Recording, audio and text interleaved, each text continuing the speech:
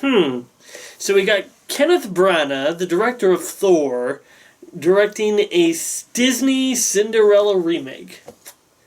Well, I guess it could be worse. They could have, like, Tim Burton direct a Dumbo remake or something. What?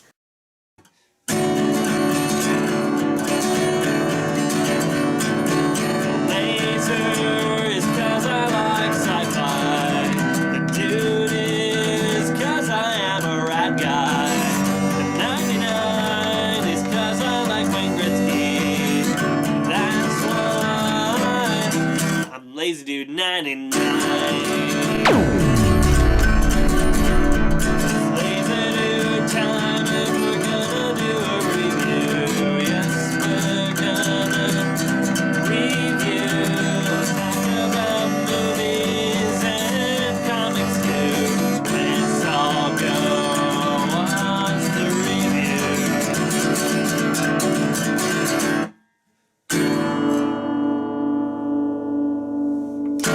Hello everybody, how's it going? I'm Lazy Dude 99. Welcome to another review. Today I'm reviewing the movie Disney's Cinderella. This movie starring Cate Blanchett, Helen Bonham Carter. We also have Lily James as Cinderella and Richard Madden as the prince. So Cinderella is one of these things that Disney seems to be doing dozens of remakes of classic Disney animated movies. We have Cinderella, there's going to be a Beauty and the Beast remake, which I'm actually dreading. Heck, Andy Serkis is going to be making a Jungle Book remake, which honestly, that kind of sounds pretty cool. But then we have, as I said earlier, Tim Burton doing Dumbo, and a lot of just remakes of classics, which I really don't get. I'll get into that later, but let's try not to focus too much on what this movie is a part of the trend, and let's just focus on this movie on its own. Let's not even compare it to the original animated movie, as it's been quite a few years since I've seen that movie. It's been like since I was a kid, so I don't have a whole lot to compare it to. I'll make slight comparisons, but let's just view the movie on its own merits. The story of Cinderella is pretty much the story of Cinderella. We have the young girl by the name of Ella who grows up on a farm with her father and mother. The mother passes away, and then the father remarries, and then the stepmother has two daughters. They come move in. The father goes away for a business trip, dies on the trip, and then Ella is left with her stepsisters and stepmother, who turn out to be horrible people that treat her like crap. Then one day we get a fairy godmother that gives her all this magical stuff that she gets to go to a ball. She has a great time with the prince. She comes back home. The spell wears off. The prince looks for her, and eventually they find each other happily ever after, and blah, blah, blah, blah, blah. When looking at this movie, all I could think of is, well, that's like the animated movie. I remember that. That's kind of like the animated movie. And this kind of thing kind of popped up into my mind. Okay, I'm going to talk about that later. Let's just talk about the characters in general. Cinderella, or Ella, as her real name is, she's played well. You know what? I think the actress who plays her pretty well, because Cinderella is this type of character who, she's kind and she's thoughtful. She puts others ahead of herself, and because of that, you get a lot of characters like her stepmother who walk all over her because of that, because Cinderella's not going to fight with her fists or with anything else. She's going to use kindness. Kind of, not kindness as her weapon, but she's just going to be kind and noble to everybody no matter what they do to her. So I like how this actress puts a little bit, she makes Cinderella seem a little bit more human, a little bit more relatable. You know, somebody who is struggling trying to be kind to these people who are treating her horribly. Someone who wants to be kind, because that was her mother's last words to her before she died. She said, "Be courageous, be kind."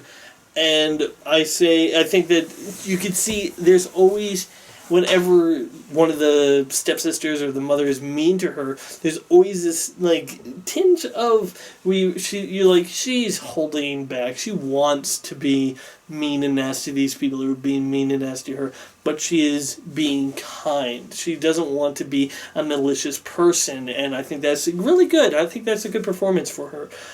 I think that, yeah, she does it pretty well. She plays it off pretty well. The character, has some things about it that I don't really like, but I'm going to be getting to that in a little bit. But I would say for the most part, she plays the awe-inspired when the magic is going on. She plays that well. She plays being in love with the prince pretty well. And I want to get to the prince right now, because this prince and Cinderella have what a lot of fairy tale remakes don't have a lot of the times, and that's chemistry between the love interests. Yeah, there's a lot. Actually, I would say that this prince is definitely way more interesting than the one in the animated feature, because he has a personality. He doesn't right out say to her, like, they actually have, albeit only one meeting before they actually meet at the ball. They meet together, and he's a little bit, he's, strong and noble, but he's a little bit awkward sometimes. When he realizes that she doesn't know that he's a prince, and some of his men come up and they say, "You're hiding." He's like, "Shut up. Yes, I'm Kit. I'm Kit. I'm Kit." And he's like, "Oh, you're Kit." By the way, it drove me nuts. I'm like, where have I seen that guy before? Where have I seen that guy before? And like, oh wait, it was the sergeant in Ender's Game. I only figured that out like 5 minutes before I started this review. Anyway, but I like how their characters do have chemistry. They work off of each other well. And Ella doesn't come off to me as a character who all she wants is just to get married to the first handsome romantic guy she sees. She's just a character who's actually quite been taken by this prince, even though she doesn't know he's a prince at first, which actually is a nice touch, and wants to get to know him better, and, kind of, I'll get back onto the relationship in a bit, because there is a problem with it.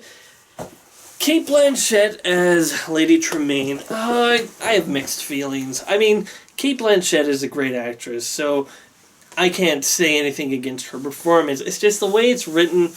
I don't know. The stepmother always comes across to me in most portrayals. I can't say for the animated one because it's been too long since I've seen it. But in most portrayals comes up as such a two-dimensional villain. Someone's just like, "I don't like you because you're your mother's daughter." It's never come across as that interesting to me, and I can't say it has here. I will say that they give her a little bit more depth, but there are some scenes where I just really don't like her performance, or the character, the way their character is portrayed, because let me just put it this way. There's a scene later in the film where Cinderella says, "Why are you so mean to me? Why are you so mean and nasty?" And she goes, "Why? Well, it's because of this, this, and this, and this." No, that's not how you do it. I mean, my first thought when she said that is this: you can't just have your characters announce how they feel. That makes me feel angry. You can't just have your characters say, "This is how I feel and this is why." You have to show it in other ways, and they were doing well for that for the most part. But when they have scenes like that where she basically spells out her entire character motivation for you, I'm just like, no, that's just... This is what I think the classic Disney movies did well, is they had the reasons there. They weren't exactly super obvious, but they had the reasons there. The jealousy of her being her second husband's, daughter, that she's always a reminder that she'll never be, the perfect one or something like that. They had that there, but they didn't outright explain it to you. So I'm not really sure. The sisters, the two stepsisters, let me just say they're about as memorable as the ones in Into the Woods. Not really memorable. I don't really, but those characters are always going to be two-dimensional no matter what you do. Well, unless you did whatever After did. But I'm going to get my comparison to that and say, I got a lot of things ahead that I want to get to. We have the other characters that we have. One of my biggest disappointments is what they did with the fairy godmother, actually. Now, I like Helen Bonham Carter as an actress. She is very, she can be very fun, she can be very twisted, but, she just did not pull this character off. The one thing that I will say that I remember in the original is the fairy godmother was sweet, but to the point. She was like, "You are a kind person, here's something that you deserve, and here it is, here's the rules, you have till midnight." go. The scene where the fairy godmother changes all the stuff into a coach and everything, in the animated one, I think it was like 2 minutes. In this one, it takes like 5 to 10 minutes for them to actually do all this transformation stuff. They pussyfoot around it so much that it takes forever. And Helena Bonham Carter comes across as like an Aladdin genie type character. She's always like, oh, well, that was fun. And, well, you have this here, and blah, blah, blah, blah, blah, blah. She's just like, she's a little airheaded and, not exactly all there. And you think if you were like a fairy godmother with all these super magical powers, you'd keep better track of your stuff. She almost didn't tell Cinderella, like the carriage was just about to leave. She's like, oh yeah, and by the way, at 12 o'clock, this will all be done. This spell will be broken. But your shoes will stay for some reason. And I don't know, she just kind of, like, all the other characters, they're acting, even the ones that I wasn't, like, fully on, they still felt like they were in this time period, in this age, where Helena Bonham Carter, she comes across as a modern character, acting like someone from today would talk and act, and I didn't like it. Didn't come across. It's just, it didn't come across well, and I think it was just one spot that it just took me out of the movie for a minute. Didn't like that. Overall, I would say the movie is good. It's just, this is one of the things I want to talk about. Are these necessary? These are not necessary, because we already have a Cinderella story, and it's a good one, and, there are certain things you can do in the animated one that you can't do in the live-action one. I mean, you can't have the animals talk. If you did, you could, but it would come across as more kiddie. So they have the animals, like the Meister and the not actually talk. Where in the animal ones, you can have them talk and wear clothes and whatever, and it makes them more actual characters. Now, the thing is, we don't need live-action remakes unless you're going to be doing something different with them. This is what I was going to talk about. Probably my favorite. Now, give me some slack if it's not that great, because it's been a while since I've seen it, but one of my favorite takes on the Cinderella story was Ever After, which took it in a new way. They didn't have all the exact same thing the Disney movie had. They had it in a different way. They didn't have a fairy godmother. They had Da Vinci, who helped, make stuff for her. They didn't have, the prince not be able to recognize her and know who she is, or only know her by her shoe size. She was caught up in a lie where she was pretending to be someone else, and that's when she met the prince, and so she kept having to pretend to be someone else whenever she met the prince, and he didn't know who she was. They had a different way for the whole the whole stepmother thing that happened. She was still horrible to her, but it was all new. It was all in a different way, and they had their own twists on it. And I would say that this movie does very little to change itself, to separate itself from the Cinderella story. And I think that if you're going to do something, you need to separate yourself from the original story. You need to try to make yourself different. You can have comparisons and similarities, of course, because you're telling, in the end, the same story, but I think that in the end, if you're just going to make the animated movie but live action, there's no real point to it. Now, don't get me wrong, there are some stuff that they update that I like. For example, I like that the prince and Cinderella have chemistry with each other. They actually like each other. When they're playing off and giving these little romantic quips, I buy that these two are attracted to each other and have feelings for one another, even though they only know each other for a short time. That's hard to do, and they do it well enough. I will say, though, that the big problem with Cinderella is this is probably the number one story that has been ripped off by every other, you say what you will about other stories, but Cinderella has been the one that animated movies, young girl movies have ripped off the most, I would say. You have this whole thing of somebody is treated badly, they get some magic in them, and then they go... I will admit, though, I was glad that this movie didn't do this traditional, or as I call it, cliched, break up the wedding scenes where maybe he's getting married to somebody else and he realizes, no, I don't love you, so he runs away from the wedding. I'm glad this movie did that, but come on, what kind of movie is dumb enough to do that in 2015? Oh yeah, that did it. But one of the things is just this type of story we've kind of gotten over a little bit as a society. We've kind of lost the thing where it's like, it's not realistic for people to fall in love after meeting each other just once, or in this case, in this movie, twice. It's not realistic, and it's hard to really buy a whole lot. I think as a culture, we've kind of gone beyond this whole thing, because when she finally says, like, why don't you follow your heart and what you love? I'm like, you do still barely know this guy, you know? I mean, he could turn out to be a real jerk. You don't know him. Just saying. It really becomes apparent when you see movies like Frozen that change up this whole, oh, we've just met but we love each other formula. Oh, speaking of Frozen, I gotta talk about this quickly. The Frozen short at the beginning of this movie was absolutely horrible. I mean, it took the Frozen and took out all the, adultness, I guess, and just made it super kiddie and super, for some reason, Elsa has dressmaking skills, and I don't mean just, like I always thought that in the first one, in Frozen, she made the dress out of, snow and particles, and she just could control. But here, no, she's making, actual fabric. I don't know, I don't get it. And I don't get why she's sneezing and why snowmen are coming out. And there's just one song that takes up the whole thing, and it's about a birthday celebration. Yay! And I hated it. Anyway, it wasn't for me. It was for a kids' audience, so they can enjoy it, but I hated it.